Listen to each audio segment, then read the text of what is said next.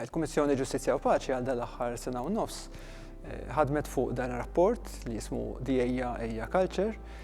Bih provajna nifhmu ftit iktar x'inhuma l-fatturi soċjoekonomiċi, legali, politiċi li waslu għal sitwazzjoni fejn numru ta' imwiet u numru ta' inċidenti jsiru ta' kull sena fuq siti ta' kostruzzjoni. Fil-fatt bejn l-2019 u l-2022 kellna 25 ħaddiem li tilfu ħajjithom fuq siti ta' kostruzzjoni.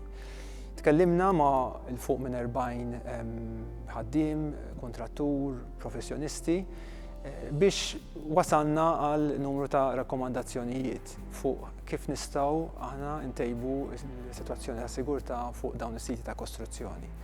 Fosthom insemmu sitwazzjoni tal-ħaddiema barranin, dawn issa huma l fuq minn 50% tal-ħaddiema totali f'dan is-settur.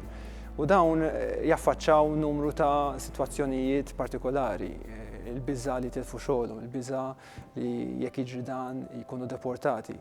Allura jinsabu fil-qiegħ jisu tal-piramida ta' prekarjetà. Allura hemm bżonn nempowerjahom, hemm bżonn nagħtuhom iktar drittijiet, hemm bżonn nirrevedu anke ċertu liġijiet li waslu biex dawn il-ħaddiema jgħixu fil-biża' u minħabba li jgħixu fil-biża' ma jrisqux quddiem l-awtoritajiet kompetenti l-ilmenti tagħhom meta tinkiser il-liġi tal-Health and Safety.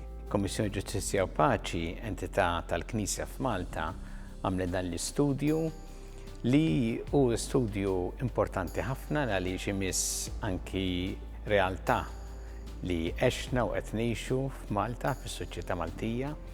U għalhekk dan l-istudju qed tindirizza anki dan id-dnub soċjali, anki tmexxi l quddiem dawk il-valuri importanti li aħna nsibu fl-Evanġelju, anki l-valuri tal-ġustizzja, tal-kompassjoni, tal-rispett lejn il-ħajja u d-dinjità ta' kull bniedem. U kontribut li qed tagħti l-Knisja f'Malta, anki l-soċjetà Maltija kollha, u t-tama tagħna huwa li dal-kontribut iservi biex aħna anki nimxu anki mal-rakkomandazzjonijiet li qed jagħmel dan l-istudju dejjem biex intejbu il-ħajja fis-soċjetà Maltija.